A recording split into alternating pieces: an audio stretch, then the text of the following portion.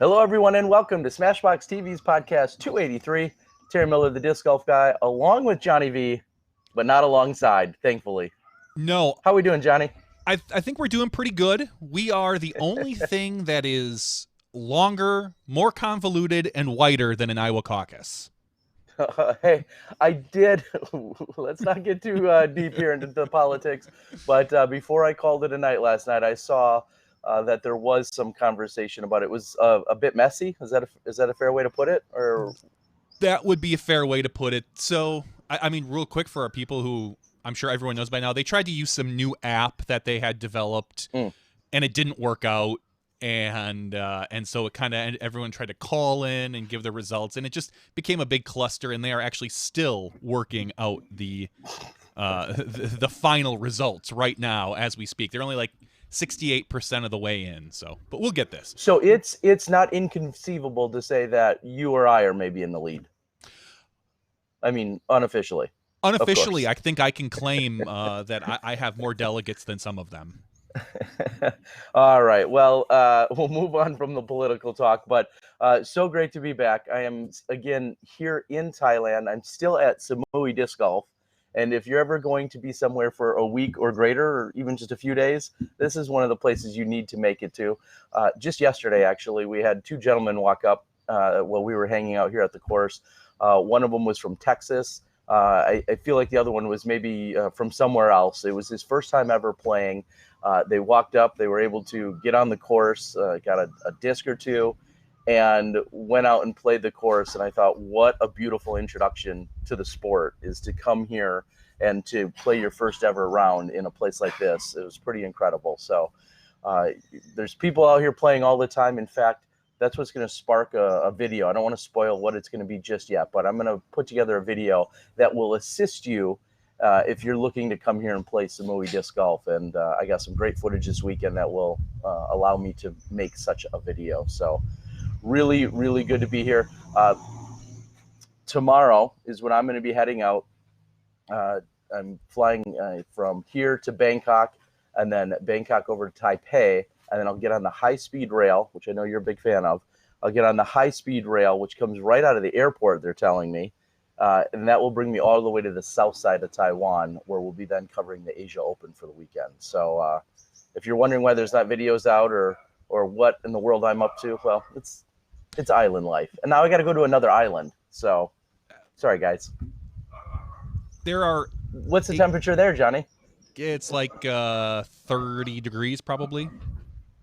This it's week, about 30 here, right? This Celsius? weekend it was 55. It was gorgeous. People were out in their shorts and t-shirts as we are to do during these little I think they're called Indian summer days, where they kind of just pop up in the middle of winter. But ultimately, it's been pretty mild here. Not a lot of snow left. I was actually thinking about how concerned I was. Here in Milwaukee, we've got our Ice Bowl, our Big Freeze event, as we call it now, next weekend on February 8th, I think it is. And, man, this weekend the course was a disaster from what I hear. Just nothing but mud and wet and water. And if they're lucky, it's going to maybe freeze up a little bit. But I'll tell you what, there's not a lot of snow not a lot of snow on the ground at all for our Big Freeze event. And we're not really supposed to get above 30, but below 20. So it's gonna be an interesting weekend, that's for certain. Yeah, it's always, and this is something to take away possibly from that conversation, is that when you do have courses in the wintertime and you live in a place like Wisconsin or anywhere in the Midwest, and then we have these thaws and freezes and thaws, and and it goes back and forth like that. And then if a course is really busy or active, that's unfortunately the easiest way to destroy said course.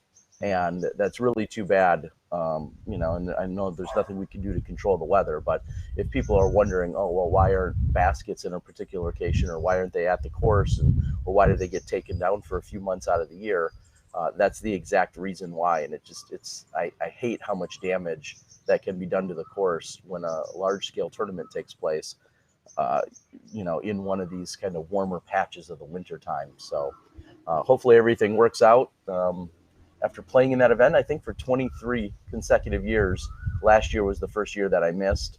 Obviously, this year is going to be the second year that I've ever missed. But as I said, I can't really complain too much about the reasoning for it. So we're going to have here in a few minutes, we're going to have Nigel Mills again join us. I know he gave us a few updates last week as we were just leading into the Samui Swine Classic 7 presented by Innova. But now that everything is done here, and as I said, we're moving over to Taiwan. And I just have to say, it was an incredible weekend. It was a lot of fun, full field on the AM side. There were 88 players, which is an entirely full field. And then on the pro side, I think we had about 51 or 60, it sounds like. Okay, so it sounds as if a number of the amateurs, which is pretty common, who play it on Wednesday and Thursday, actually then decided, hey, I'm already here. I'm going to play in the pro side on Friday, Saturday, Sunday. Yeah, and a lot of people did that, and that helps a little bit beef up, I'll say, the pro purse a little bit, but it also just gives you an opportunity to play more golf while you're here, and it just makes perfect sense. So pretty incredible. I'll be the first to admit also, I haven't been checking in what's going on in the rest of the world too much. Has there been anything too crazy?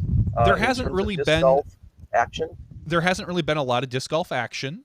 One of the things I did want to bring up, and what some of our good friends over at UDisc reached out to us and asked us if we could just pass on a little information. And I just want to let everyone know that UDisc is hiring more people. So they are doing some full-time and part-time hiring. So if you're interested, go to udisc.com and take a look at these positions. There's some web developers, there's some marketing people, freelance UDisc live liaison, so I think customer support type person, software development intern. I think that's a nice way to say somebody who doesn't get paid. No, but it is, they are expanding. So if you have any sort of interest in making disc golf or disc golf related type things a full-time business, full-time career, please reach out to the guys over at UDisc. Maybe you fit some of the criteria that they have, and just go ahead and do that, because they are some really fun guys to work around. Yeah, and I know I'll kind of echo that statement about not just UDisc, but the fact that here we are in 2020, and there have been multiple job postings and offerings that we've seen primarily in the last 6 months. The PDGA has put out a call for help. The Disc Golf Pro Tour, of course, has put out a call for help. Here we have UDisc. That alone, I think, is incredible to say that we're at a point in our disc golf, infancy still, what I feel like in these first 40 or so years, that now we're putting a call out for actual salaried positions that come with things like benefits. Not something that I think a lot of us would have seen a number of years ago, outside of maybe exclusively working inside one of the factories that make our discs. There's so many other things that are going on and opportunities. So if you want to make disc golf for your career, like you said, Johnny, it seems like now's a good time to get in on it. One of the other things that have, the PDGA actually officially supported and enacted the ratings minimum for open players at majors, elite series, majors and elite series. And the elite series is considered the national tour and the pro tour. So the ones we were talking about earlier where players must be rated 900, that does officially go into place. The board approved it after the tour committee had suggested it. So that is an official rule now. All the officials are in that rule. Wow, very official. And the one other added side note maybe to that, some have jokingly referenced it as the Lloyd Wema rule. Is that correct? Yeah, a lot of people have said that because Lloyd was, he was low 800s if I'm correct, maybe even lower than that. I'm not 100% sure, but he was scoring 10, 15, 20 strokes around worse than other players. And there is kind of an air of professionalism, and on top of that, just speed of play that I think really comes into effect that we need, that people kind of wanted to make sure that it has. And some people have said, obviously, that this rule is coming too soon, that we need to make sure we're filling all these events. But ultimately, I think it's a step in the right direction. And I'm going to let the internet keyboard warriors argue about whether it's too soon or too late for it, because it's a little bit late to argue now because it's in effect. So, yeah, well, and again, I guess that speaks to the professionalism or possibly the next step and the evolution of where we're going with it.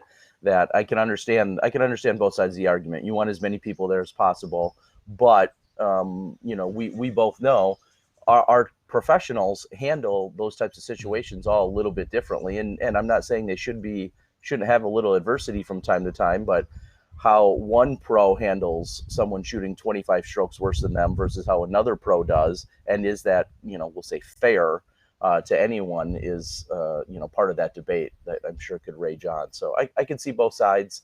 I do think it, again, adds to the legitimacy or the potential legitimacy of that. Someone off the street can't just go to the PDGA, sign up, and then show up at a tournament 10 minutes later and be playing in a professional event, potentially alongside, Paul McBeth or Ricky Wysocki or Eagle McMahon. It does make sense. Not too many other sports would I think you have that opportunity. No. All right, so let's bring in our TD in Nigel Mills. And Nigel, could you just maybe triple check that's plugged in? We want to make sure that we've got some power here. Yeah, I don't know if there's anything I need to do. Real quick, while Terry and Nigel take care of that, I just want to bring up the only other event that was out there other than the Koh Samui event. Swine. Yeah, the Samui Swine. It was the Pasture Open powered by Prodigy, so that's a lot of P's. That was out of Tunnel Hill, Georgia. Tournament director, one Will Schustrick. Taking this event down was Chris Dickerson, winning $626 over Brandon Brown, Nathan Lavender. So Chris Dickerson beat the boys with the colored names in Brown and Lavender, and Ryan Zesty O'Hara and Jordan Davidson. So congratulations to Chris in the Open. In the Open women field, there was only a field of two. Heather Young takes that one down. A lot of you remember her as the purple girl from Worlds. So it's a very colorful weekend, but she wins that for $140. And for those of you that didn't hear, Heather had her Prodigy sponsorship extended, I believe, another couple of years. So I'm sure she was down in that Georgia area, maybe checking out some Prodigy goods as well. So without any more further speaking, I'm going to drop it over to Terry and Nigel here. All right, and I just said joining me again here is Nigel Mills. Nigel, pretty amazing weekend when it's all said and done. I know you and the rest of the staff, your entire family, yep. And then Luke Butch and others, along with dozens of sponsors that help make this happen, including a presenting sponsor, an Innova Champion Disc. But you're done. Can you take a breath? And then on top of it, you had to deal with a little bit of sickness yourself. You weren't feeling so well during the AM event. I was definitely sick, and I had to cook the barbecue and do everything, and it just wears you out. You get worn out anyways. By the end of any of these big events, you're done. But it was a little bit hard to finish the AM event and then go 3 more days for the pro event. It does stretch on, but when at the end, when everyone's giving each other high fives and hugging each other, and you're just like, it was all worth it, But, yeah, it really was. Yeah. Dare I ask, were there any surprises this year? Was there anything that jumped out at you? And this could be good or bad, but was there any surprises for you this week, or were you so prepared that nothing surprised you? It was one of the smoother events. I spend all year.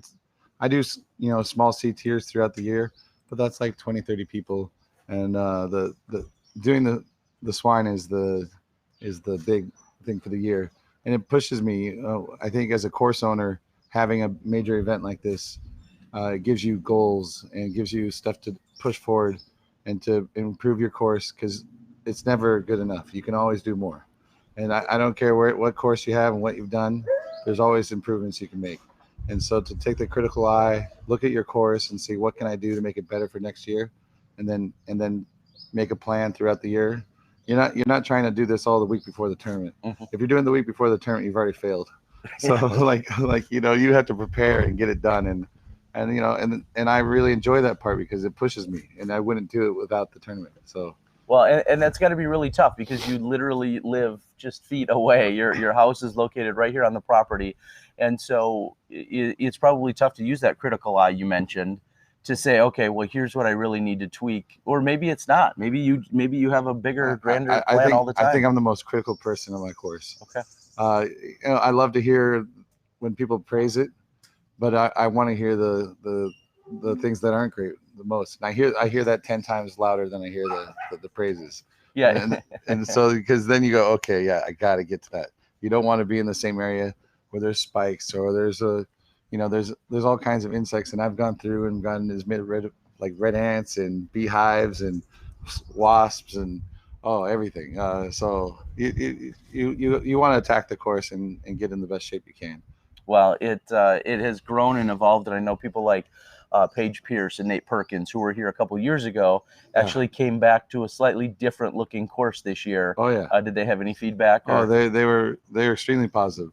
To see the people who aren't here for a while, the longer they're not here, the more they go, wow, the changes is drastic. Maybe you don't notice it as much from year to year, but you miss a couple of years and you'll see huge changes.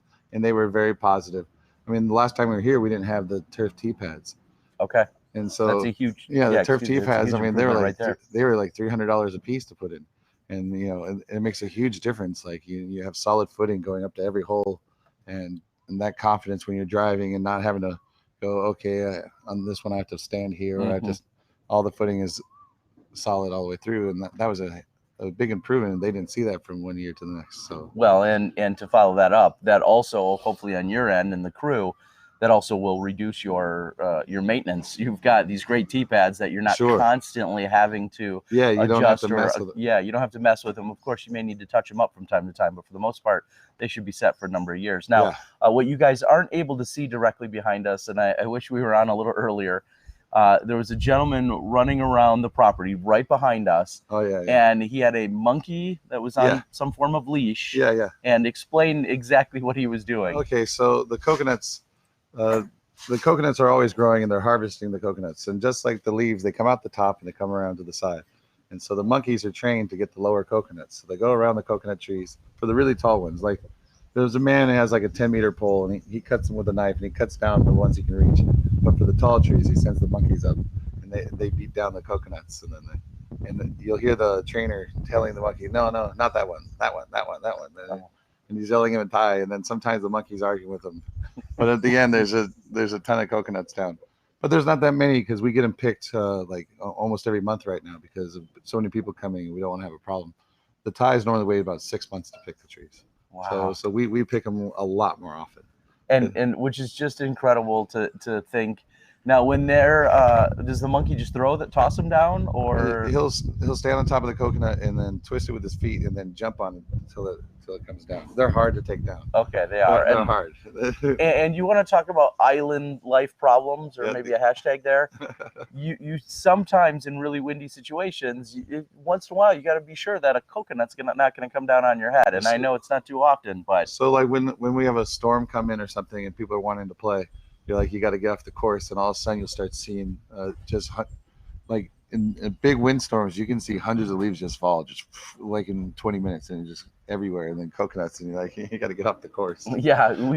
This time of year is not storm season, so that's not normally a problem. But come November, December, when you're playing like a casual doubles, and you're like, get out. Well, and so I think back home you worry about wind and rain and hail potentially, or lightning. It's and like hail, but they're giant and green, and they would hurt a lot if they hit. Bam. So yeah, keep that in perspective. I realize how blessed I am to be here to know that coconuts falling might be one of our biggest problems. No one's been hit. No one's been hit. We've been playing out here for 7 years. My kids play out here all the time. No one's ever been hit. We've had close calls. I had one guy in November hit the brim of his hat, and just so it was close. Speaking of hitting things in 7 years. Yeah. Oh, hey.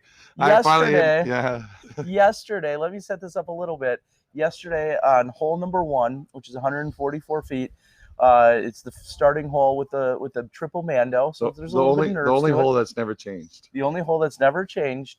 You've been here for 7 years, and then yesterday there's a little game that we'll say conjured up on the tee pad of everyone throws, and if someone gets an ace, they get a beer from everyone else that's there. And there was originally 4 or 5, and then that turned into 6 or 7. Of course, I had to pick up a random disc and go give it a shot. And on the second go around, you threw I threw a Gateway Wizard. A Gateway Wizard. Yeah. Not a sponsor of this year's tournament, but a good sponsor. No. A Gateway Wizard. Nico Brad. And takes the ace, and it's your first ace on that hole. It's been haunting me, that short hole. I've had course members hit it 10, 12 times. I've never ever hit the ace. Not even in a practice ace, not even like with a stack of discs throwing nothing, and it finally went in yesterday. And I got to see it, along with about 6 or 7 others of us. So you want to talk about the house, the house taking it down, winning one for the house, literally. Woo. Yeah. So beers were purchased, and you get to. It was one of my first throws, and after like a week and a half of not throwing. One thing as a TD is you don't play much golf. Well, so you're mildly sick or really sick for a little while, and you're running a tournament. Of course, you step up on the next day and days. No big deal. Knock it down. No big deal. Yeah. Nice work. 7 years later. So another quick thought to that. I will post that little quick video I did on Instagram, but also I posted yesterday, right before I went to bed last night. You with your trick, tricks. with your trick. So check out the Instagram. There's a really good post of some other tricks that he's got up his sleeve. So we're done. Everyone is either here lounging. There's a few people that stay for weeks or even months, but there's some people lounging around, relaxing on holiday, as we call it. Yep. And then there's a few people that have moved on over to Taiwan, and then a few people, of course, have headed back home. Sure. What's next for you? What's a typical day or week out here, and what should someone come to expect from Samui Disc Golf? Well, now I've got my barbecues going. I have someone coming tomorrow. They want to do barbecues. You can come by the course anytime and set up barbecue and disc golf and have a good time. And but as far as major disc golf plans, we're going to be running. We'll probably have a CT here in March. A small one because it's still a lot of people. And then I'll always do one around my birthday in August. So I'll do Which is what day? August what? August 16th. Okay. So around there, we always do because I'm going to do a barbecue anyway, so we might as well have a tournament. And but I told the boys this year around the course because I run a monthly C tier. Mm-hmm. I put it out there to anyone else who wants to come and run a C tier. I told the locals and said, come up with new ideas, come up with something different.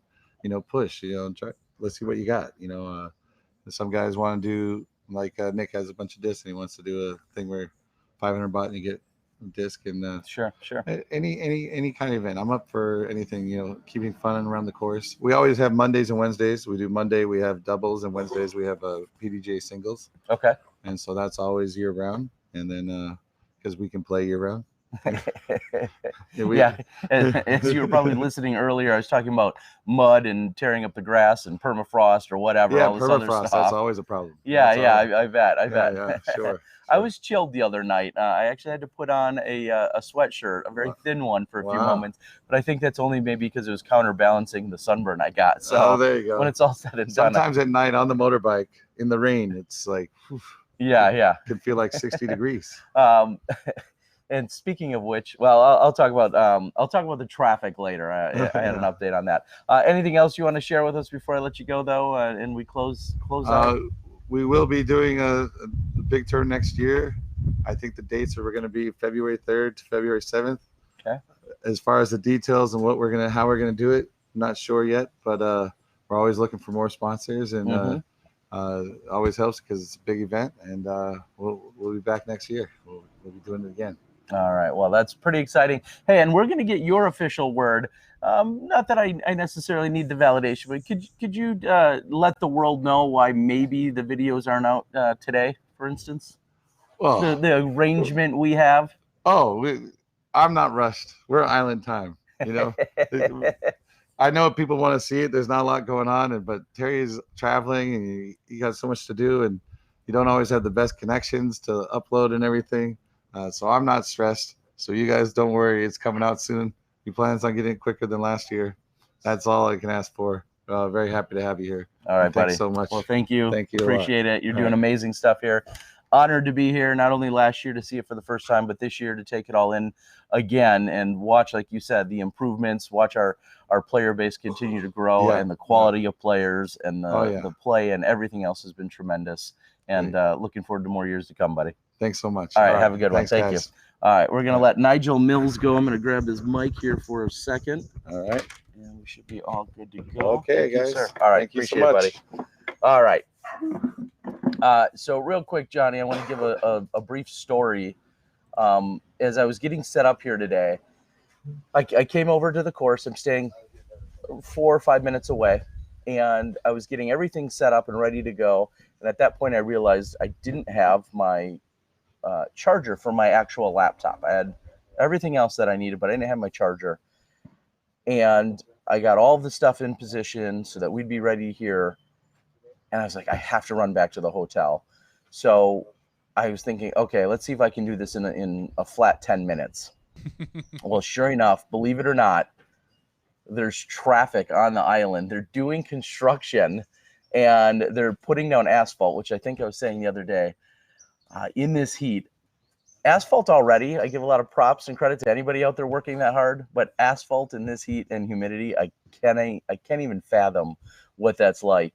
So believe it or not, it took me all of 12 minutes, I think, to get back to my hotel and back, zipping around on the scooter. There's something to be said about that island life, along with the scooter life that you get to participate in here. It's pretty incredible. But worst traffic jam I've ever seen here on Koh Samui. It delayed me about 2.5 minutes. All right, so let me just tell you. I'm all about the scooter life. I love Milwaukee in the spring and summer now that we've got those little birds and those scooters, and I can cruise up and down downtown, and that I enjoy quite a bit. So I imagine I would enjoy the scooters you guys get to ride as well. Yeah, these are a little bit beefier. They're, mopeds, as most of us would call them in the States, and they have various powers and how many you can see. In fact, I think in a few moments we're going to have Kingsley Flet join us from Australia. They had a little side game going on, this side contest, we'll say, this year about the photograph that could potentially win the contest. And I'll get some more details from him here in a few minutes. But like we said, really fun event. Everything that you had, everything that you would need was right here. Our players all came in. They were ordering lunch or breakfast during the day. Then there were drinks or smoothies that you could get afterwards. Everything's right here in one location. So if you need to come check out some disc golf, this is the place to do it. All right, I think we can, if King is ready, I see him off in a distance. We'll see if he can join us.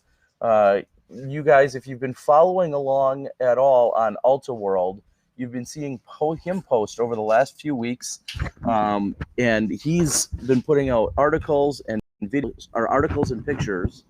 He's a phenomenal writer, as he loves to do his storytelling, and we're going to give him some ears here so he can hear what's going on with you, Johnny. And fully welcoming to the show, Kingsley Flet, aka Kinga. How you doing, buddy? Thanks, Heather. We probably should have called it out. Our wardrobe's a bit better than this, mate. Yeah, you like that, huh? A little bit of Southeast Asia. Well, let's touch on that briefly. You probably have been more in-depth and in the know than almost anyone else. We know Chuck and Lance and those guys are working really hard, but in terms of a journalistic style, you know what's going on more than anyone with the Southeast Asia tour. What are you learning, and what can we maybe expect? I think within 1 to 2 years, I think we're going to have a formalized tour. It'll probably start in Vietnam, move to Cambodia, then Malaysia, Singapore, and finish with the 2 tournaments on Koh Samui. So all destinations that are a short, cheap flight from each other. Now, and you hail from Australia. I should say at the end of 2018, I had the pleasure of being brought to the Australian Championships. Me and myself and Johnny Rumble had gone there. And one of the first people we picked up in the airport or after the airport was yourself. How would you describe your job or your role or your function in Australian disc golf? And then we'll talk about globally. But how about in Australian disc golf? How do you describe your role? I'm just the storyteller, I suppose. I'm we call me the Minister of Propaganda. Formerly, I'm on the ADG board, and I'm the Communications Officer, I think they call the title. Okay. That's a voluntary position. But we've worked out a kind of a fair arrangement within Australia where I get some compensation for travelling to tournaments, so I'm not completely out of pocket. And, and I mean, we know that so much of the growth and development of our sport has come on the backs of volunteerism, and so although that may not be your full-time salaried position, like I mentioned earlier, it's great that we're seeing the value put on media, on articles, on photos, videos, all of those things. What have you seen in terms of the growth and development of that realm in disc golf? I mean, you've been involved for quite a few years. Is it crazy to think of where we are now with people actually supporting and embracing all this media? Yeah, it's exceeded my expectations. I expected that in the end we would have a good full-time media following the sport, just like you have with golf or any other, global sport. But I feel like it's happening a bit quicker than I thought. And I suspect that's because people are realizing in the cycle of the growth of the sport, the storytelling, and particularly giving people stories to tell, to create that kind of guerrilla marketing, that spread of news about the sport. People are recognizing the value in that. So yeah, that's the way I see it. Well, and I'll follow that up and say you have a really unique style in that a lot of times photographers, myself included, whether it was the boat trip the other day or something else that I consumed, you go out and you may take 200 photos, and whether it's on a fancy, a legitimate camera is a better word, a legitimate camera, or on your phone. And the natural tendency is maybe you take those 200 and whittle them down to 100, and then boom, Facebook album or Flickr or wherever it might be, so that they're all out there and available. And you really take a different approach. You're not really an album kind of guy. Can you explain that? It's a radical new idea that was first done in Life magazine in about 1950, I think. And that is a picture and some words. So people look at the picture, they read the story, they reflect back on the picture, and yeah, they go away in their mind with in their mind a solid impression of what happened and something to tell other people, which is very important. Well, and so you're really putting the emphasis on maybe just one or two photos. Yeah. And not necessarily trying to bombard. Now, how tough is that? Because I think about this amazing boat trip I took the other day, and I have 25 photos that I love, that I think are actually pretty good. I mean, our standards are a little different, I'm sure, but I think they're pretty good photos, and I really want to share them with the world. But am I okay with it just taking a long time to put out 25 individual stories? It depends if you're just trying to share with your friends and family. Of course, they want to see everything. But I sort of believe that, can you see my hand?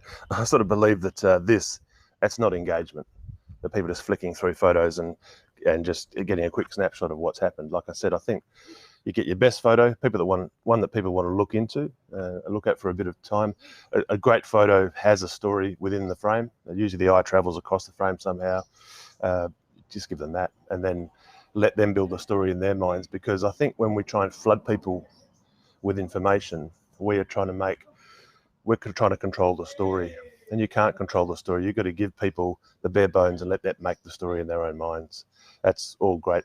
That's art, really. All great writing, everything, even film. Yeah, and I feel like there's so often the coverage, at least that I'm participating in here, for instance, this shot-by-shot coverage, I feel like is really just paint by numbers. I mean, I essentially record every shot in order, and then I'm going to put them out in order. And it's interesting, and I've said this for a number of years, that's what the players really want. I mean, you see occasionally like a round recap or maybe a highlight video, and the numbers have shown that people want to see every single shot. They want to see the 78-foot approach shot that just lays up under the basket. They want to see literally every single shot, which surprises me to this day, because I think if I'm not there, I would love to just see something that's half as long or a quarter as long, that just kind of gives me the best shots and the best angles, and they have a little more creativity there. But we're right now, it feels like disc golf coverage is in a very paint by numbers kind of mentality. I don't know if that'll change. Yeah, I think that you're talking about two different things in some way. I think when people are consuming a round recap, they're essentially in what the psychologists would call that hit in a goggle state. They're like watching television, and they're transported to, they want to be part of the event. They want to be there, so they do want to see everything. I think that's a different mental state than when people are consuming a story about the event, forming kind of the spread of the story that gets told. I kind of think they're different things. I think the video coverage is the dominant medium. It is quite important. And I know, who's the psychologist, the popular psychologist at the moment?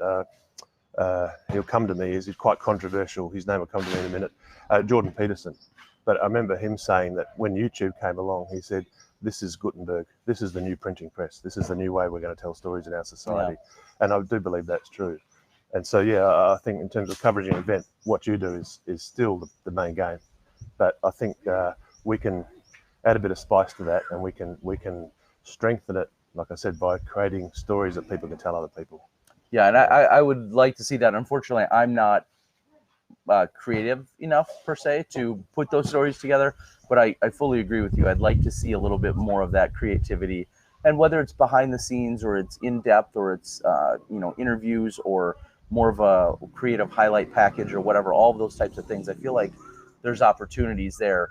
It's just it's probably been a little disheartening for some to see that the numbers don't follow it, and I don't feel like you should exclusively worry about the actual viewers. You need to put out a good product and create your art and not worry about how it's received. But yeah, it's been a very interesting journey, because I thought by now some more creative stuff would have caught up with Shot by Shot, and for whatever reason we're just not there. But and you're a published author yourself, and your background seems so extensive. Every time we talk, you seem to know everything about any particular subject.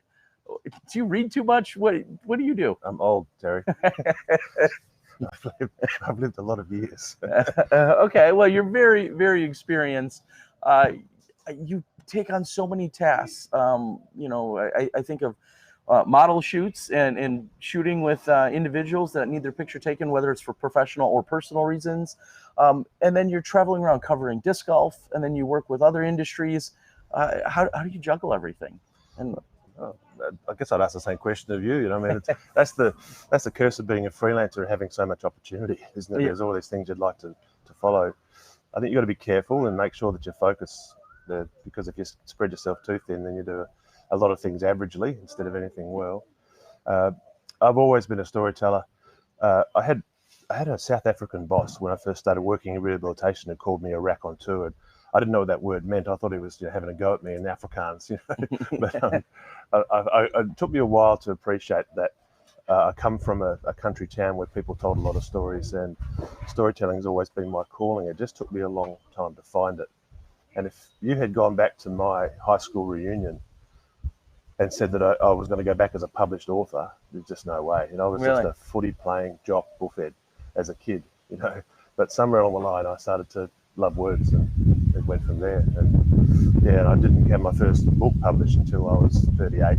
Okay, something like that. So. Yeah, well, and that goes, to there's a lot of people will say not only be patient, but your calling can come at any time. Yeah. And it's never too late to switch careers or to develop into something new. Someone says, "Well, I'm 30 or I'm 40. I can't switch my career." You're crazy. You're absolutely crazy, is what I would tell anyone at that point. You can learn. We were talking about this last night. If you need to know something, if you want to know how to get coconuts out of a tree, just jump on YouTube. There'll be a tutorial. Hi, I'm Daryl. This is my coconut tree tutorial. Welcome. And this is my monkey. Yeah, that's right. Exactly. And it sounds like they're doing it right now. I'm not sure if the camera is catching it behind me or not, but there are coconuts that are falling down. We've got as incoming we speak. Yeah, this is awesome. I love it. As the monkey is 25, maybe 30 feet up in the tree, retrieving coconuts. Again, I think about how blessed I am all the time. But to think about being on an island covering disc golf, well, monkeys are retrieving coconuts. Yeah. Who would have drew that up? Even you maybe wouldn't have thought that, right? I wouldn't have thought we'd be sitting in an open-air studio talking to the world with palm trees and coconuts falling behind us. So to bring it all back to the main reason why you're here is you've teamed up with Alta World, and you have been releasing articles. What has been published, in case someone's missed it, and what do you have in the works? We've just got this tournament recap coming out in the next couple of days. Okay. We've done the Malaysia, Singapore. We've done the Heisen Brownie, which is the first Koh Samui tournament last weekend, and then I'm just finishing the recap for this one at the moment. Okay, and then your tour, so to speak, for the year is done on the Southeast Asia workload. Any other disc golf events in the works? Something in Australia, probably. Yeah, probably the Perth Open, which is my hometown tournament in June. Okay. And then I'm not sure I'll do as many Australian tournaments this year, probably just the Nationals, maybe the New South Wales Open, which is out in a classic little country town called Molong. And Okay. I'd love to go back out there again. You know, we were there last time, a local rode his horse into the bar. You know, you can't, again, you cannot script that sort of stuff. So, No. you know, yeah. Wow, that's incredible. So I think it would do certainly all of our Aussie friends justice. Give us a plug for Australian disc golf. I was there a few years ago. It was a very tight-knit community, a great scene. You definitely have, you know, the Perth world, so to speak, and then you have everything else on the east side. But give us a plug for Australian disc golf, or something that they should come check out or look into. Yeah, well, I first started playing disc golf in Australia, we had 17 courses. Now we've got 75, I think it is.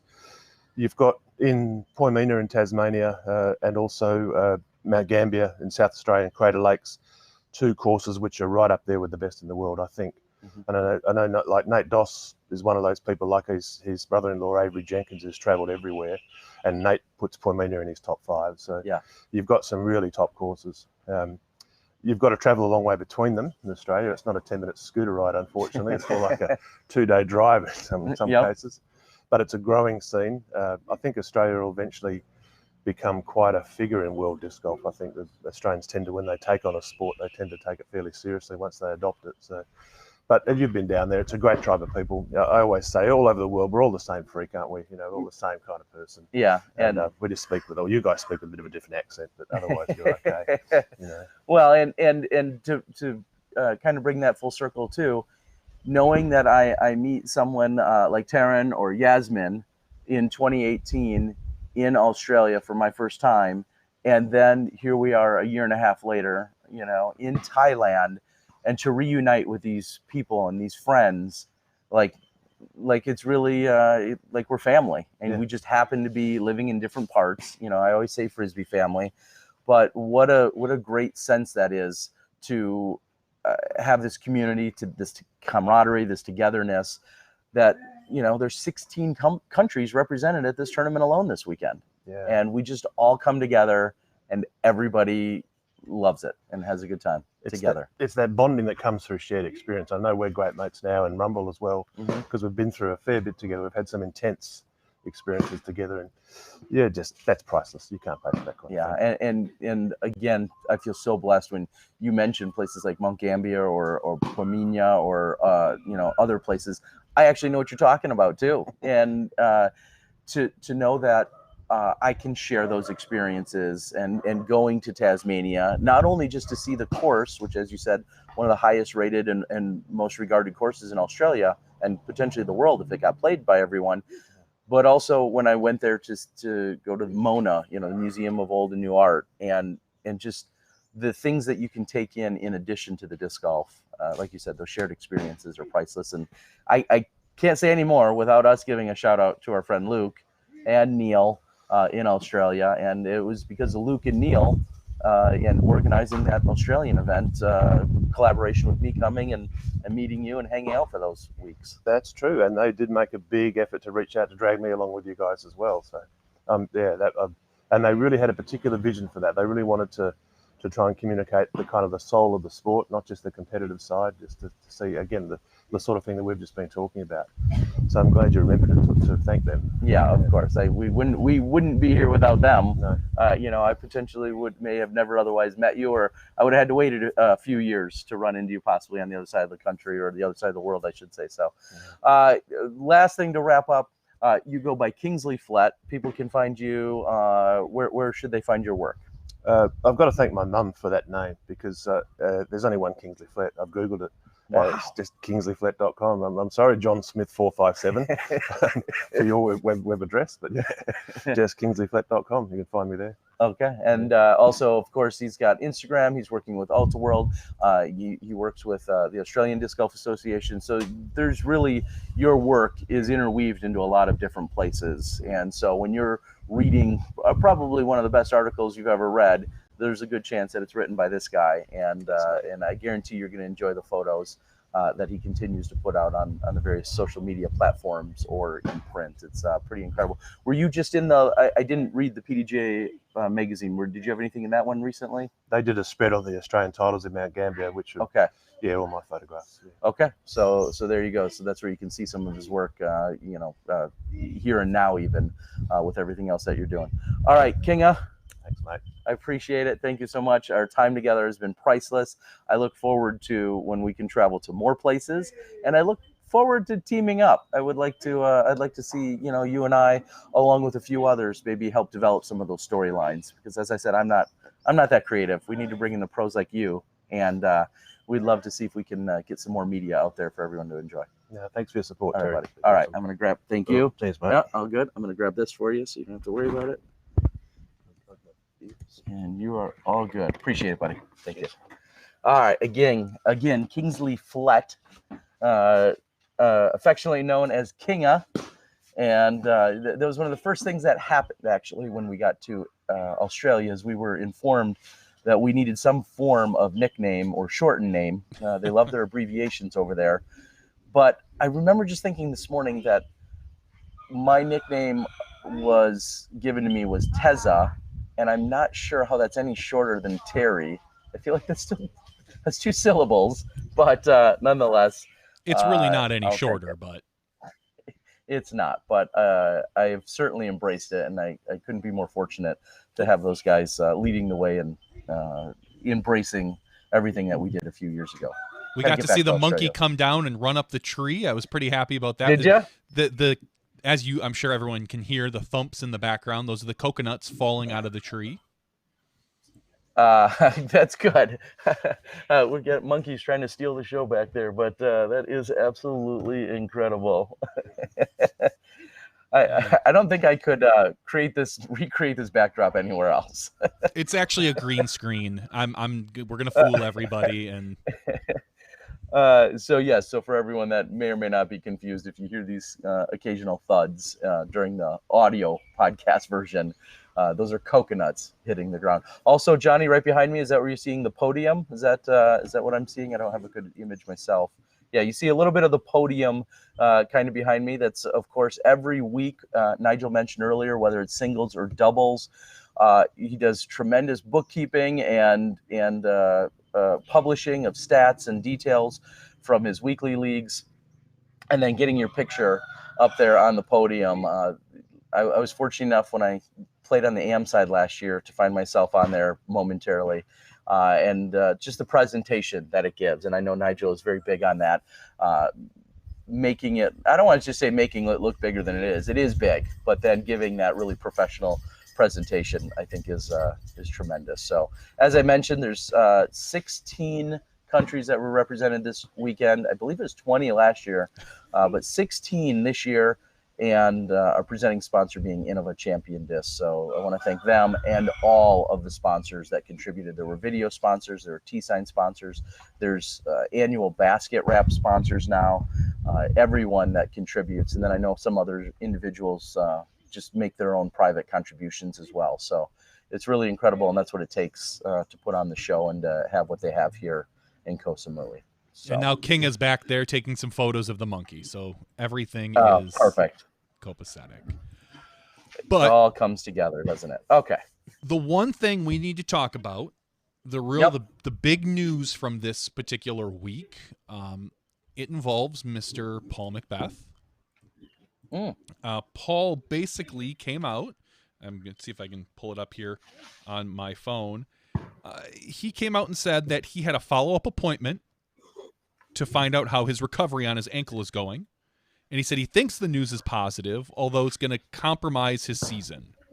He said he's going to have to end his season early this year to give the ankle proper amount of time to heal. However, he was given the option to start the year now and compete until August, or wait until the season, wait a little longer and wait until the season kind of gets rolling before he starts. And he's going to choose to start the season at the wintertime. So we are going to see Paul McBeth at the Wintertime Open playing. And he says his last event is going to be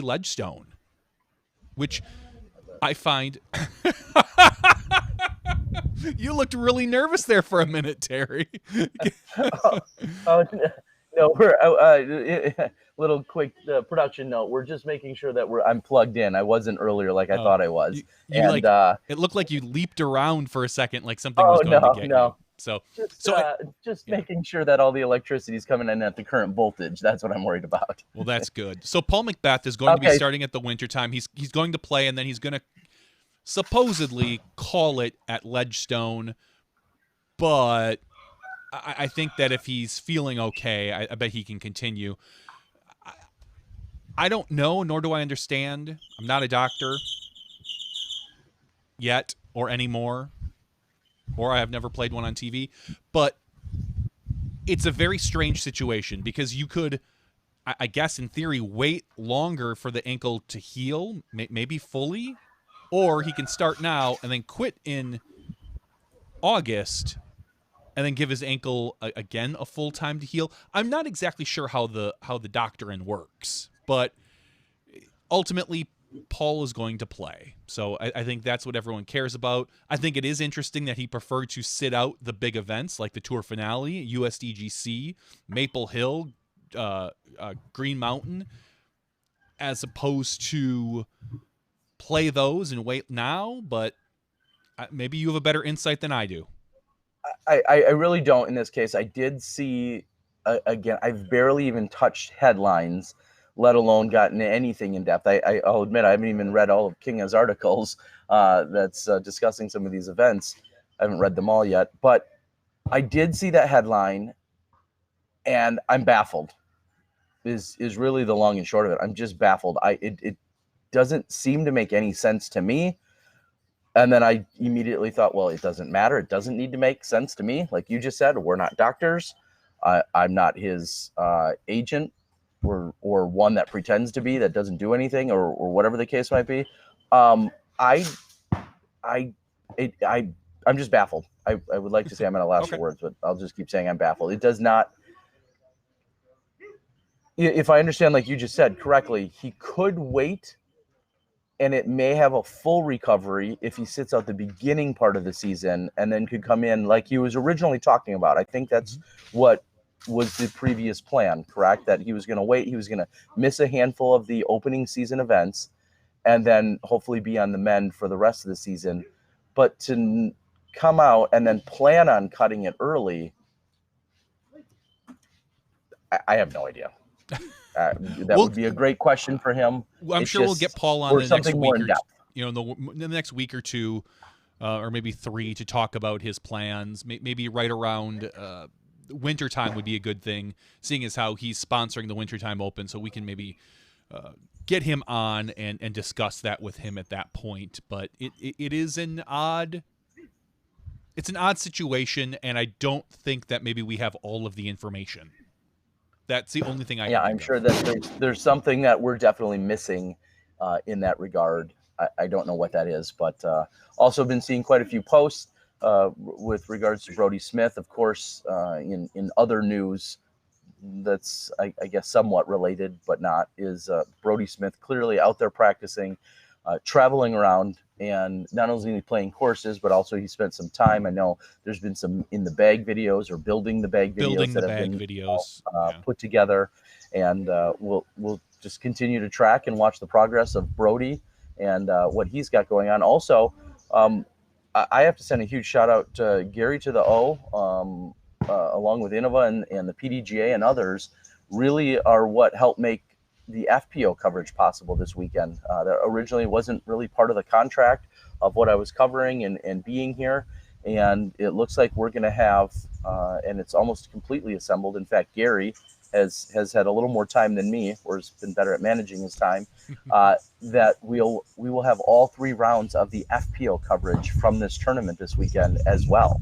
So he was able to do the filming and then put together the rough cuts. And obviously some of the talk there, not only Sarah Hokum winning very decisively by the end of the tournament, for sure, playing incredibly consistent golf. She had I think she averaged somewhere around the mid 990s for all 3 rounds.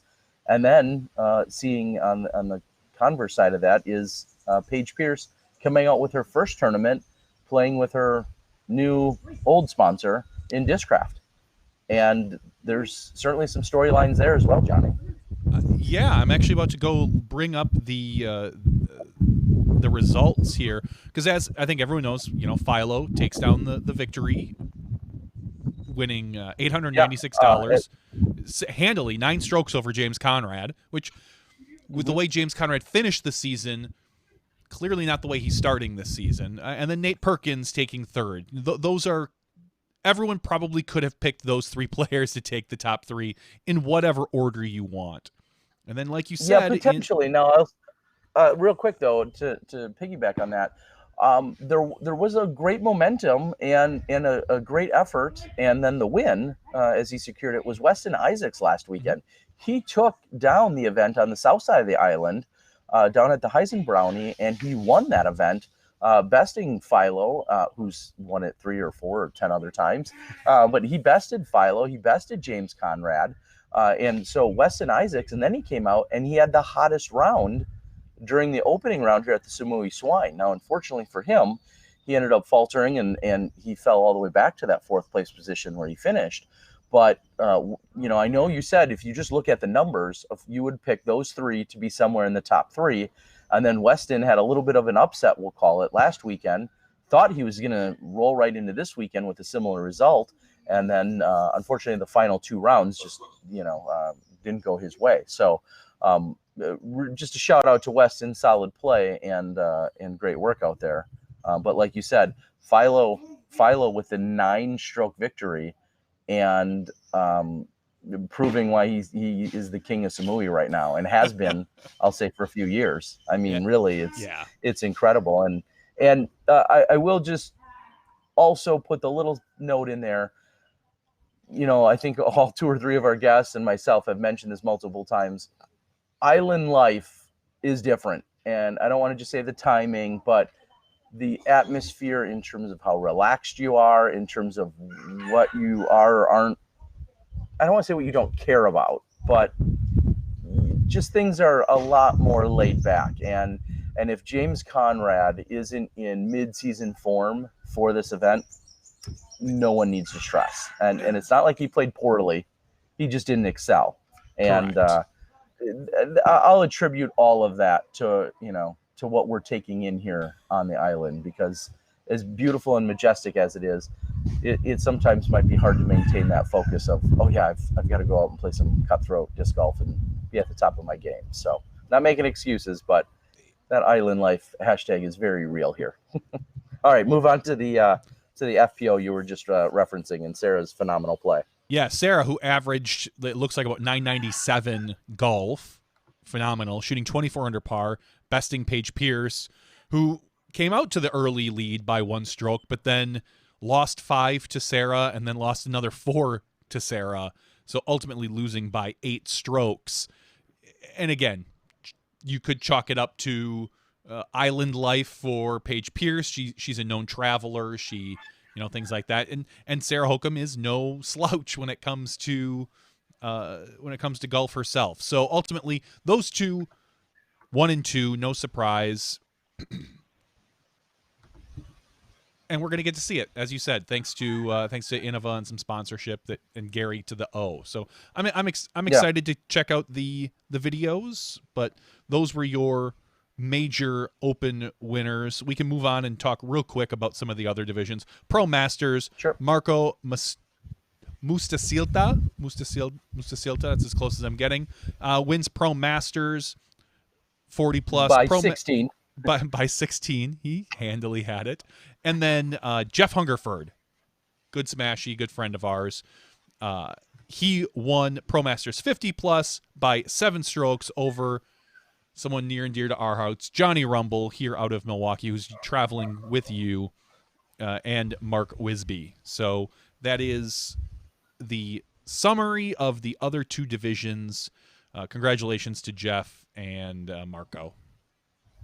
Yeah, Marco, it was actually, he was hanging around out here. I think he's out on the course playing some golf.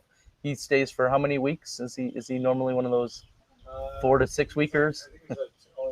Only a 2-weeker this year. So, and there's a few people that come over from Finland and other places that are here for anywhere from 1 to 3 or 4 months when they arrive here. They've just made it their destination, which makes perfect sense. So Jeff and Johnny Rumble are going to have the rubber match next year here in Samui. Johnny Rumble took down.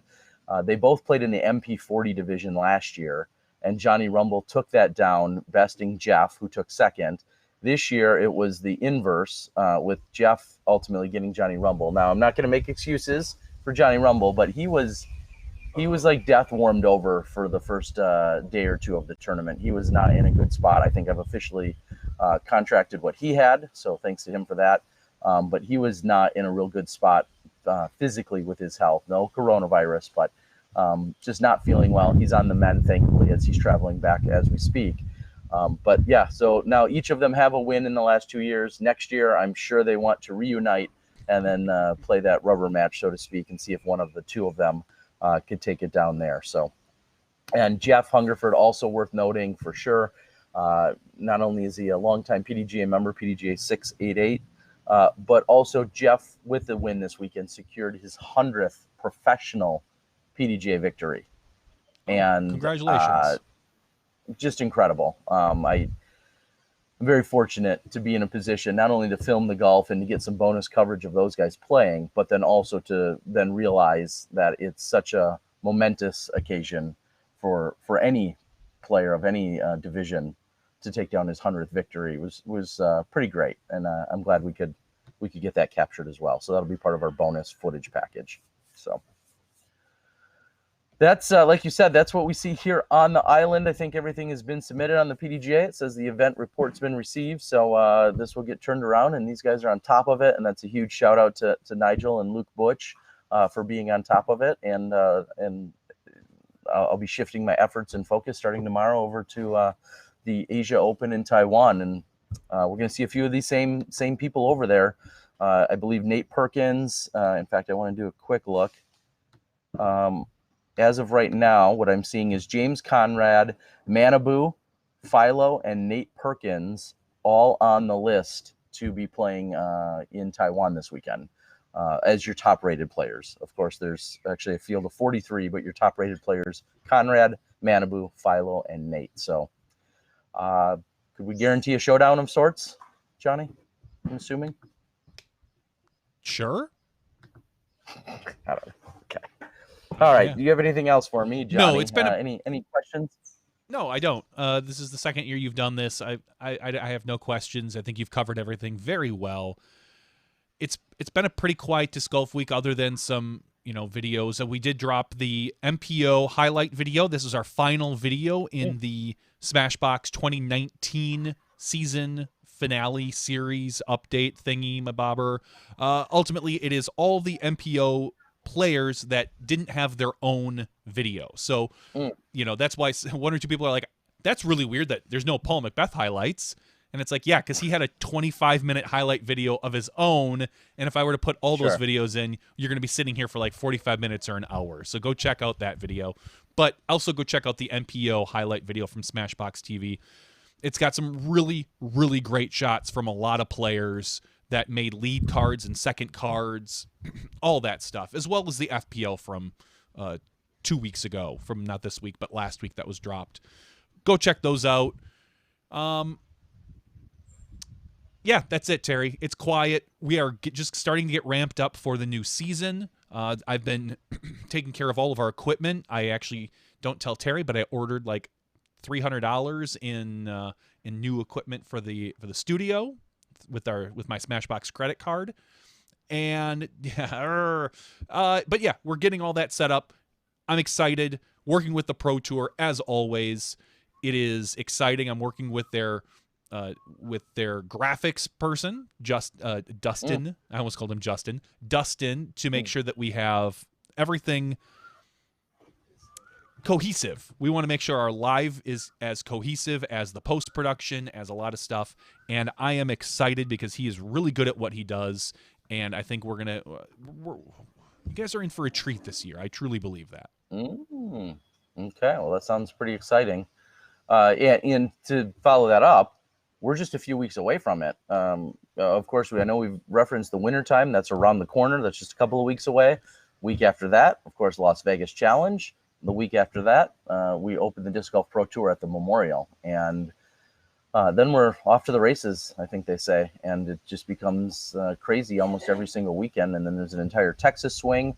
And while the Texas swing is happening, there's an entire Florida swing with 3 great events taking place back-to-back out there in Florida right around that exact same time. So we're going to hit the season, and it's going to just be, I'll say, a little bit of chaos, but there's going to be tournaments and coverage every single weekend, probably almost every other day unfolding. And the shout out, I did see it on the board a few minutes ago when you mentioned this weekend's last tournament featuring Chris Dickerson and the rest of the crew. I think Ace Run Productions said that they filmed that event. So Yes. Looking forward to it. They said they're in the middle of the edit right now.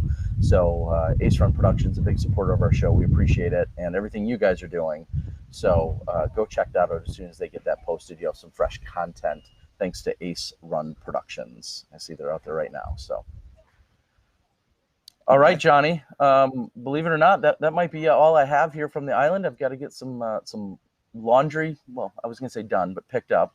I'm going to have some laundry and get packed up and head off to my next adventure in about just under 24 hours from now. Woo. I'm excited to get on this high-speed rail over in Taiwan. I hear it's upwards of 180 miles an hour. Wow. 300 and some kilometers an hour. I don't have those conversions down yet, but I'm really excited to take that, to know that I'm going to go from the north side of Taiwan all the way to the south side in about 90 minutes. And hopefully it'll be a nice smooth ride at 9 or 10 o'clock at night. And it's hard to say that we're coming to a close here, but my next adventure awaits, and that just brings me that many more days closer to coming back to Koh Samui as well. So. And when do you fly back to the U.S.? I forget. So I will be in Taiwan until Monday morning. So right now it's Wednesday morning. I'll be here, or I fly out tomorrow in about 22 hours. Most of my day is consumed traveling tomorrow with going to Bangkok and then Bangkok to Taipei, Taipei to the high-speed rail south. And then on Sunday night, I'll do the reverse somewhat. I'll go back up to Taipei, and then, Monday morning, I fly out, and I think I fly through San Francisco. And then stop by and back. say hi to Sean Jack. Yeah, I'll go see what all those guys are doing. So really looking forward to it. So are we going to see you in the Hungerford's out on studio board. next Tuesday, or are you not going to make it? That's the plan as of right That's now. That is the plan, is that I would probably be there next Tuesday.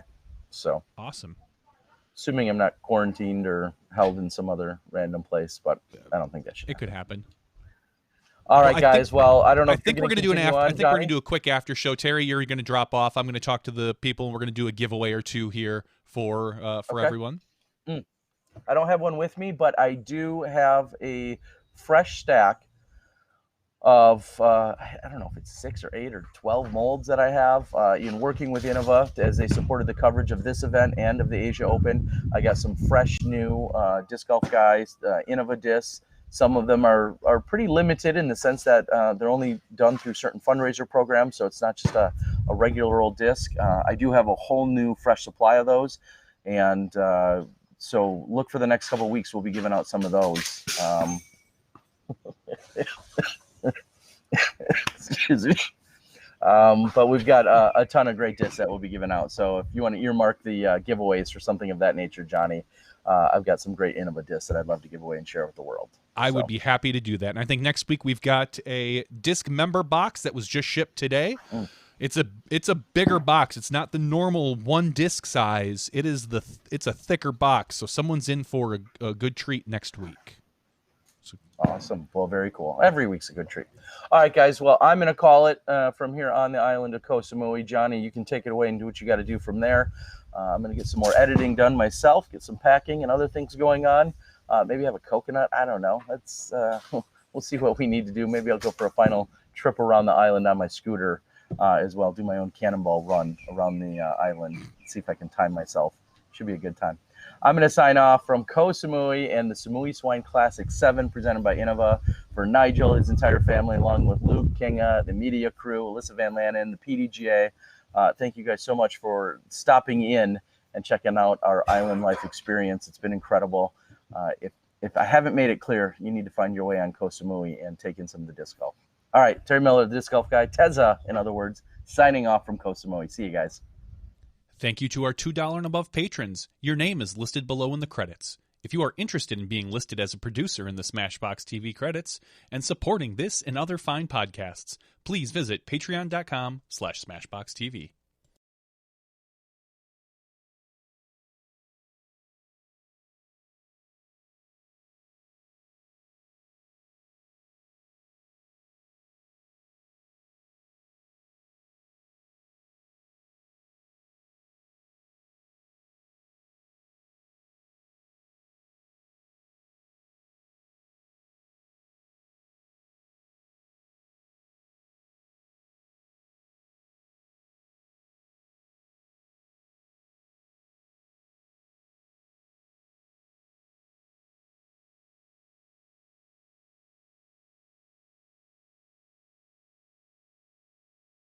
Hello, everybody, and welcome back to SmashBoxx TV's podcast 283 After Show. I am the host, John Van Derzen. I am not in Koh Samui. I am in Milwaukee, Wisconsin, in the studio that I keep looking at my studio. And this, in the regular show, I was talking about how I'm buying some equipment. I'm actually buying a new, like a little server rack, because we've got some server equipment that we use for the broadcast that needs a little bit nicer home than an old TV entertainment system. So I'm buying a rack and going to put most of our equipment in it. I've got a desktop PC, which won't go in the rack, but we'll figure something out for that. And I want to rearrange the studio. I want to... I would show everybody, but it's a little bit confusing here. But I'd like to shift the whole studio kind of 90 degrees. Because right now, imagine you have a rectangle. I'm along one of the longer walls behind me, but close to the corner. I want to shift so I'm in the shorter end of the room, the skinnier end. But then I've got way deeper to go, and I can work with a lot of stuff on the side. It's just going to be a whole shift. And I think I'm going to go to IKEA tomorrow or the next day and get a new table. We've been using this table that Terry provided 5 years ago, and it's a fold-out plastic table. And it's just we can do better. We can do better now. I want to get nice and comfy for the upcoming season and make sure that we are all prepped to go. That everything is hunky-dory for the Disc Golf Pro Tour and National Tour. Because we are for sure doing GBO, but there are some talks right now about Texas State, the championships. So right now it's in the PDGA's hands. We have submitted some information to them, and we're going to see if it works with their setup. I get some nicer looking chairs. The kitchen set looks a little tacky. I don't disagree. I would love some nice rolling chairs. This is the exact, 5 years. This chair has been here for 5 years, as is, this chair that I'm sitting on.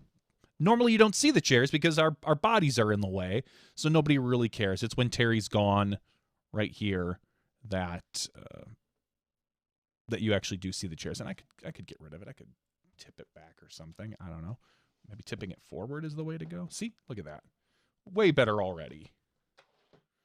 Yeah, now you don't see the chair.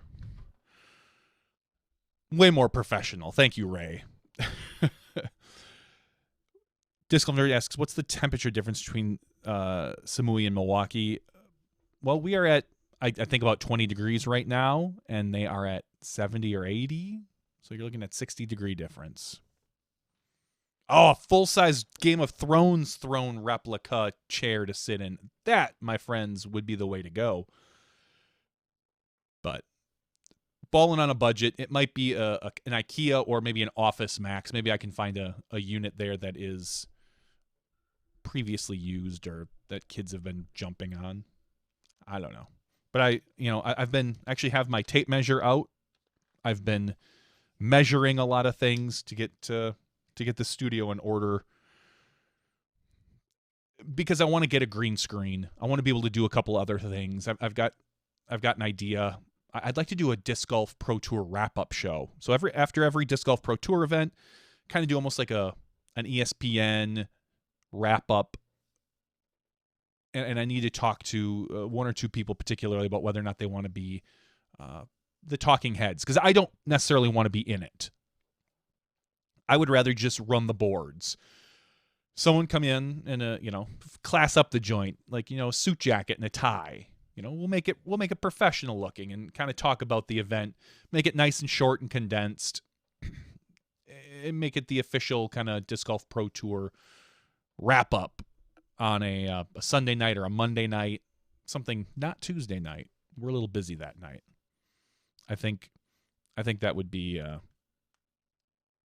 kind of cool. And I don't know necessarily if I'm going to do it or not. I'm working with UDisc to see if I can pull in a bunch of stats that we can throw into it and just overall make it a professional looking system.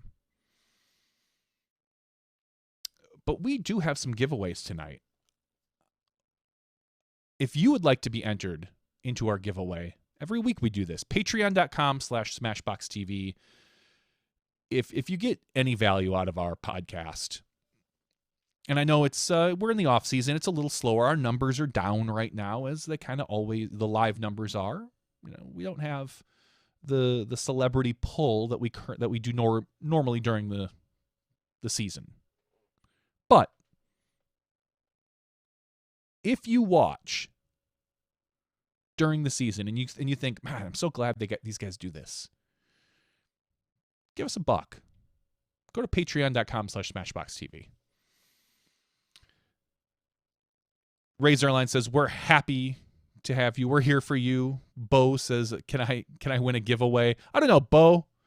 Right now, I have a list of 204 of our users, and I'm looking at Bo McLaughlin. You're number 26, Bo. So just so you know that. Number 26. I'm going to hide this stuff. And we're going to do 2 giveaways tonight because we skipped one last week because I forgot, frankly. I didn't actually forget, but I was ready to be done. But tonight we're going to do 2. We're going to make up for last week. I want to make sure everybody gets their opportunity. We do at least 52 podcasts a year. I want to give away 52 items. And our first giveaway is going to be, I need to see if I can I show this? Oh, I can here. Bling. Look at that. Look at that. Look at that. Look at that. How many users do we have here? I should put that number in. 204. I think I said that and I forgot. So 204. And I'm just going to do the first 2 numbers. We're not going to do anything else because we're 2 giveaways. So the first 2 numbers. Our first number is 135. So that is going to be Mike Gesicki. And our next one is 35. So we got 135 and 35. Rigged. 35 is Chad Kelly. So Chad Kelly, Mike Gesicki, you guys are our Patreon winners for this particular week. I'm going to get some emails out to Terry. Again, if you don't get it in the next week or 2, sit tight. Terry's our shipping guy. We can make sure that happens. Yeah, Bo, it was close, but I'm not going to re-roll.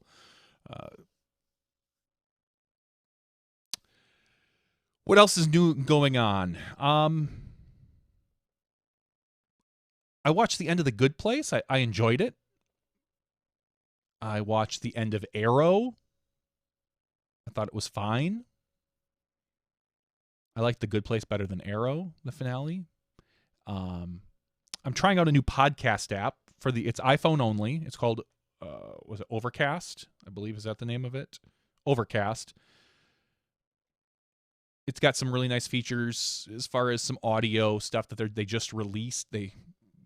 What they're calling like a kind of an audio leveler built into the podcast. There's a few podcasts out there that don't they don't take the time to make sure that the audio quality is as good as it should be. And you get some people that maybe will kind of drift away from the mic. Oh no, they talk like they're way back here. But they shouldn't be. They should be right up on the mic, right here, right on your pop filter. After every podcast, I take the audio, I pull it into Adobe Audition. I run it through a couple different, through a compressor. I run it through a different EQ. I use what's called a Waves plugin, a channel strip to make sure that everything sounds nice and crisp and clear. I've been working on that a little bit in the off season, so that hopefully this Overcast doesn't have to mess with my podcast. It just messes with the ones where the audio is really funky. But nothing bothers me more than listening to a podcast and having just piss poor audio. I mean, come on, people. You can do better than that. And there's some disc golf podcasts like that. But for the most part, I think the disc golf community is pretty good. Disc Golf Nerd says, have I seen Don't F with Cats on Netflix? I have not. I've heard some good things about it. Mixed things. I don't know if I'll watch it or not.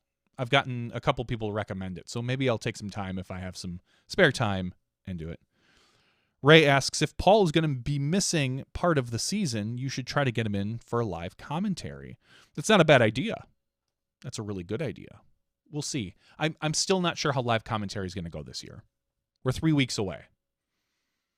I'm hoping that the Pro Tour has this under control. I'm taking a hands-off approach to it right now.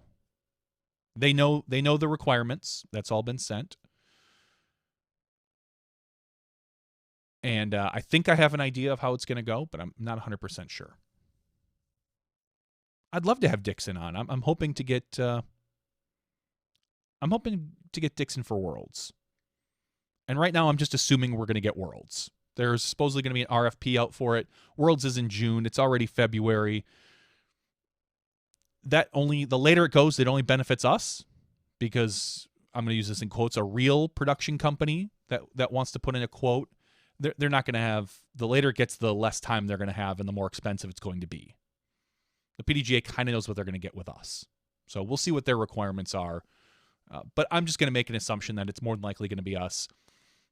Fulcrum could step up, but they would have to do a couple things. They'd have to get an off-road vehicle to store all their equipment in, as opposed to the van that they had for USDGC.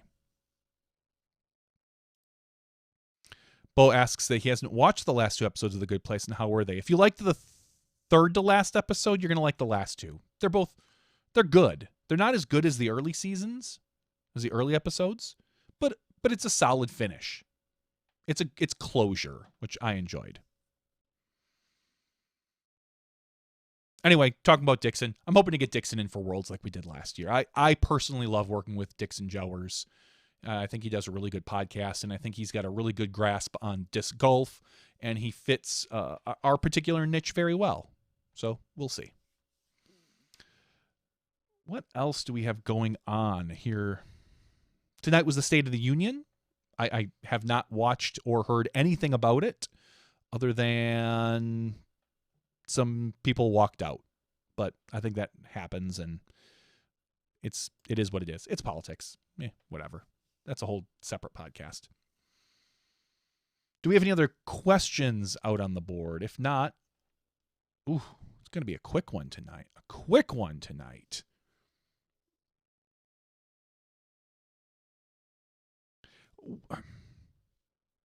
I'm on a wish list thing right now here. And let me just tell you quick. This isn't a plug. This is just what I'm looking at. The Patreon. Patreon.com/SmashBoxxTV. I said I bought the rack, the rack and all the equipment I want to put in it and everything. It was like $500. I want to upgrade. Right now, the server that we have has 4 SDIs that come out of it. Ooh. And those go right into my computer, into a Magewell SDI PCIe card. It goes right into my computer. So each camera shows up on my computer. That's good and all.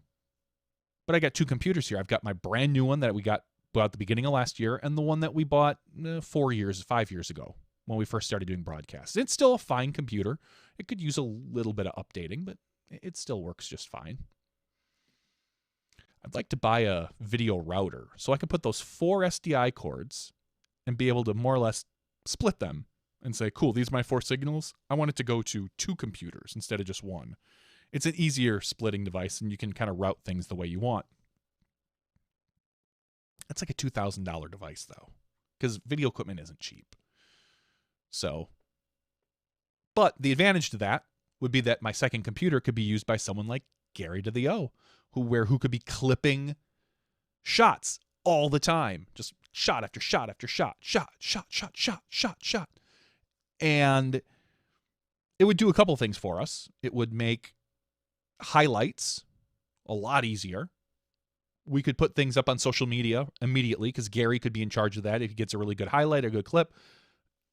Export, send to social media, Shazam, we're done. So that would be cool. So that's really what I'm looking for. I want to spend like $2,000 or $3,000, but I can't justify it quite yet. We're getting there though. It's an investment, to say the least. It's like an AJA 16 by 16 video router, which means it could take in 16 inputs and spit out 16, but I only need 4 to go in. And my understanding is that's the one you really want, because there's a cheaper Blackmagic one, but I guess it's really loud. They say the fans are really, really loud. It's like $300 or $400 cheaper. I'm just going to go with the good one if I end up buying it. Fairway Media says he's grinding away at the post-production queue. Isn't that the truth? It's the off-season, kind of, and you're just constantly, I won't say putzing away, but we've got a queue of stuff. I think that's awesome that we are providing, not we, I'm going to step back here, Fairway Media. I think there's also Gateway or Gatekeeper Media, GK Pro, those guys. Those are 2 different crews, by the way, GK and Gatekeeper. But things like that are continuing to put out great media for all of us. Terry, the disc golf guy. It almost felt like there was a lack of an off season because of all the new videos that we got, especially with this whole Brody thing.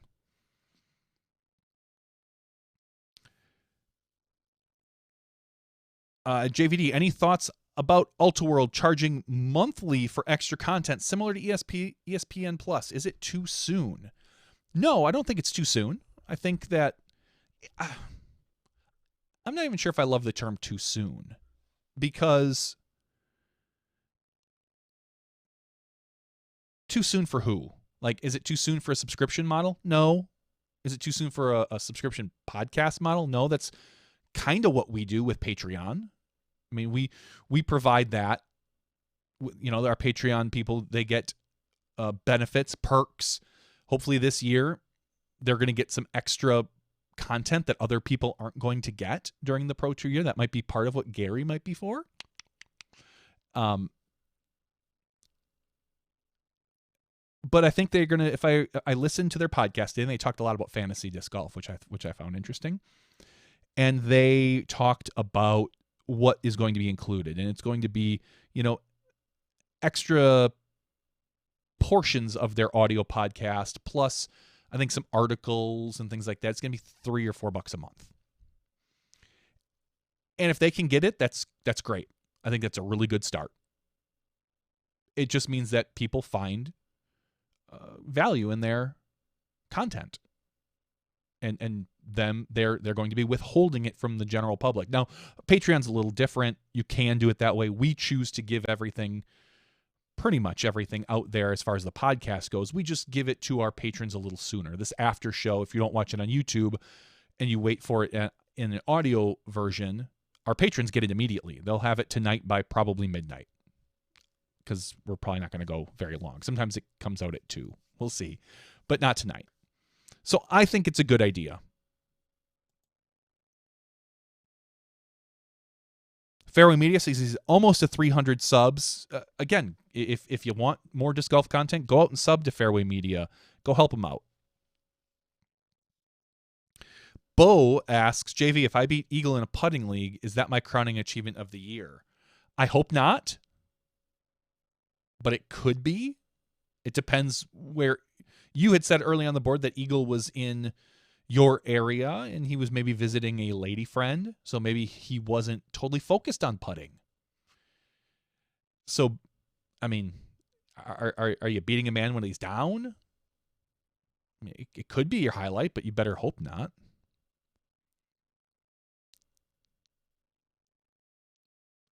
Fairway says he just traded one tourney coverage for a physical banner. Soon I'll get some merch and post at tourneys. Cool. Yeah. And Ray says smash cuts used to be a thing. They really did. I used to be able to pump those out relatively quickly. And again, if I have someone that's already cutting all of the shots and I just need to literally just assemble shots and render it out and push it out, that could be even faster. It'll be less work for me, a little bit more work for whoever's sitting next to me. I might go to, if Gary can't do it, I might talk to someone at the local college and see if they have any input.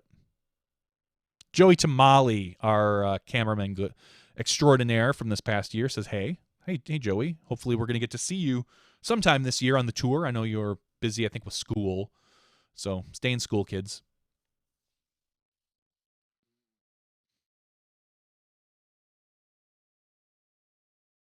Ray says a new PC gets us stuff on Patreon. Actually, the PC probably won't be new, although I could probably buy a new PC with what I'm about to spend. It's a new piece of equipment. It's a video router. Plus, I'll need another matching card. So it's going to be $2,000 for the router and then another $1,000 for the card. So it'd be about $3,000. I would like to do that. And Smashbox could. I just got to decide if I should we tell Terry or not. I don't know. Depends if I can talk Gary into doing it. If I can, then it's worthwhile. And we got all sorts of stuff. Yeah, Trent used to cut stuff for the Pro Tour just like that. And we would be doing something similar, but a little different. Anything else out on the board? Oh, I want to talk a little bit about Skip Ace. We talked about Fantasy Disc Golf. We got some fun stuff coming up. I just released, and when I say I only say that because I am the owner of the website. I don't do any of the development anymore. I have a gentleman who does that. What I kind of consider like the head-to-head matchups, the DFS, the weekly event leagues, where you can create a public league, and it lasts only 1 week. You make your picks. 6 MPOs, no alternates, a 6,100 point cap. And you can open it up to as many people as you want. You sign in, and there'll be a list. I think right now there's only one out there because I haven't really promoted it. People are going to be getting I'm going to blast out a newsletter soon where you can just sign up and just play for 1 week if you want. Skip Ace is also being supported by Infinite Discs this year. Again, every week in the Skip Ace League, the Skip Ace or the Infinite Discs and Skip Ace Fantasy Disc Golf League, whatever I called it. A $15, a $10, and a $5 gift certificate every week that we play will go to the winner of that league, the winners of those leagues. And if there's a tie, we'll go according to your points will carry over, and we'll figure it out from the next week. Whoever wins in that next week. That's how I did it last year. It's probably how I'll do it this year. So shout out to Infinite Discs for giving us a couple $100 in gift certs to their store. So if you're interested in possibly winning some free stuff, go do that. The next thing that should be being released, but maybe hopefully by the end of the week, will be league manager tools. So a little bit better options to manage your league. You'll be able to add events in the middle of the league, in the middle of the month, or the middle of the season. So if right now not necessarily all the PDG events are up there, maybe your state ones aren't up there, but you would like to add those in. And I used to be able to do it on the back end, but it was kind of clunky and I'd have to go into the database. Well, we're going to give that option up to the league managers. They're also going to be able to see a list of their users and whether or not they made picks in that particular week. So smaller leagues can communicate better. I know there's Facebook groups for some leagues, and you'll be able to look and say, hey, Joe didn't make his picks this week. What's going on? That's cool. And then I don't know if we're going to get to this by the end of the Memorial. I want to do an MVP point system. So my goal for that is to say, hey, everybody, you have 100 Skip Ace points to play with. Everybody's going to get 100. Whoever ends up at the end of the year with the most points is going to get a prize. And the way you accumulate points is you do these weekly challenges, the 1 week ones. You can create them. and again, we're working a little bit ahead here. And each one you can value it, kind of like it's kind of like DFS. It's like a FanDuel. Say, hey, this one's worth 50 skip ace points. Anyone who wants to play, winner takes all. So the winner will take all the points. And then if you run out of points, contact me and maybe we can work out a way for you to get more points. And then at the end of the season, whoever has the most points will get like a basket or a set of starter discs or something. We'll figure something out. Maybe we'll find a sponsor for that even. But that's not built yet. That's going to come after this league manager stuff, because that's the most important. Because right now, custom leagues that were built are empty, waiting for this thing to come up in the next couple of days so they can fill in their custom leagues for this upcoming season. So that has to happen first. But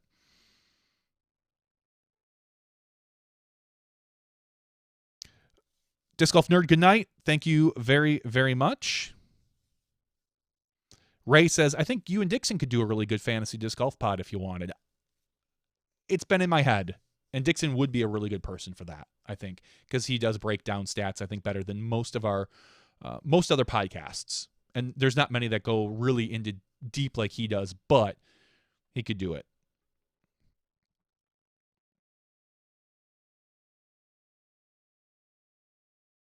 Joey Tamala says, talk about those Mandos. Talk about the Mandos. I wonder if he's talking about the Memorial Mandos that we're seeing.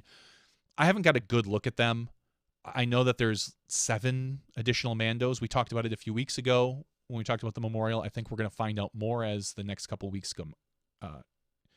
come, and we'll get a better idea of that. But I think we're going to save that talk for probably a week or two yet. And we'll once more pros get out there and we can get a better idea and a better feel for those Mandos. I think Terry has seen most of them, but there might even be some surprises that we didn't.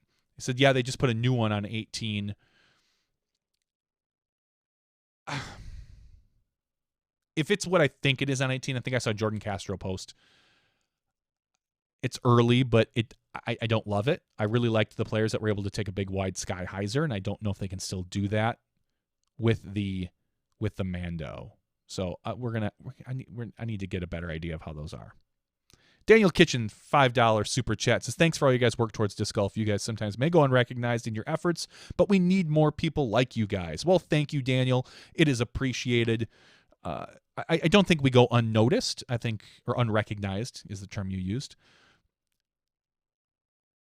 I think there is a lot of room for disc golf to grow.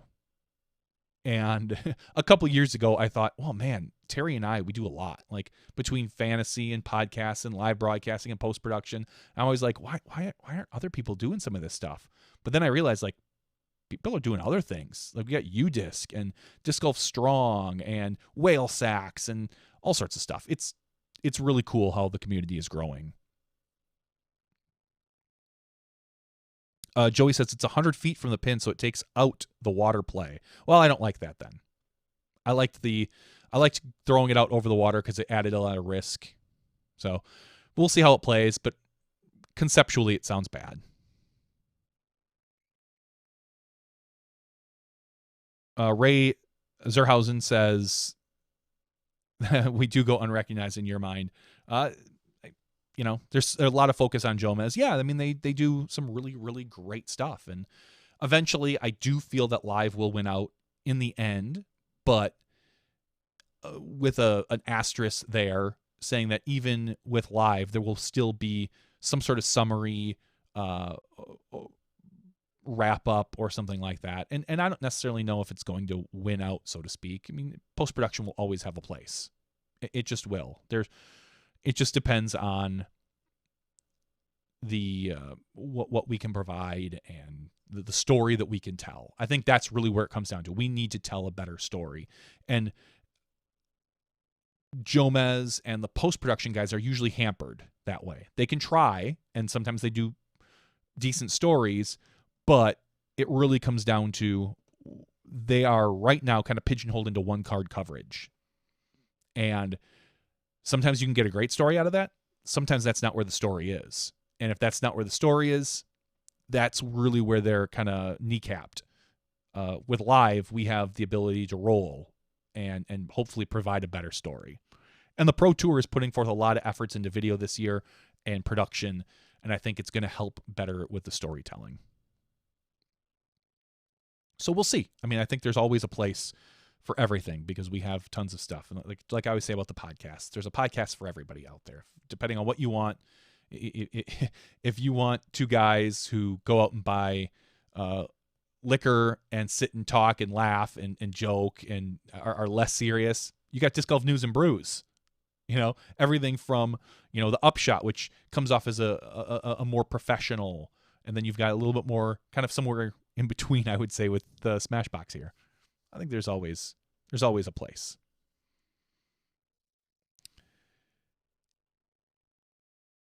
Anything else we have? I'm trying to think. Skip Ace. I was thinking about something with fantasy. Oh, I have reached out to the UDisc guys, and I don't know if it's going to happen I don't know when it's going to happen, but I have a plan to work with the UDisc guys for them to open up their API and hopefully have live updates. So as players shuffle around, you will be able to hopefully see in live time what your points are and such. But I think that might be later in the year. That might be like a mid-season kind of thing because I've got a couple other things that need to come first. And working with UDisc guys, they're great. They're phenomenal. They're like, what do you need? Just give us time and maybe a little bit of money.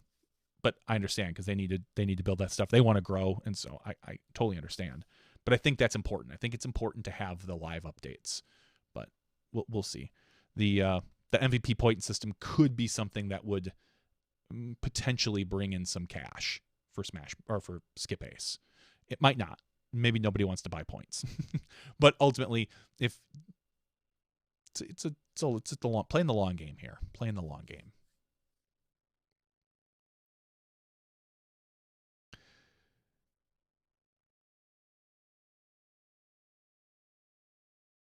Okay, guys, I think we're going to wrap it up. I want to thank Terry for coming in from Koh Samui. Is it Koi or Koh? Koh Samui? Koi Samui. I'm not there. I'm just a dumb American. I want to thank Terry for bringing us all of that, and he's very fortunate to get to travel, and trust me when he says that he doesn't take it for granted. He truly doesn't. He beams about it all the time, and I am rightfully so a little bit jealous, but that's life, and he's earned every trip that he's gotten to take overseas or throughout the United States, and so I'm very happy and proud of him. But for Terry Miller and myself and Kinga and who else do we have on? Somebody else. I don't know. We had the TD on. Yeah. I'm drawing blanks here now. But for all of us here at SmashBoxxTV, thank you for your support. Thank you for listening. Thank you for everything you guys do. We'll see you guys next week when you step inside the Smashbox.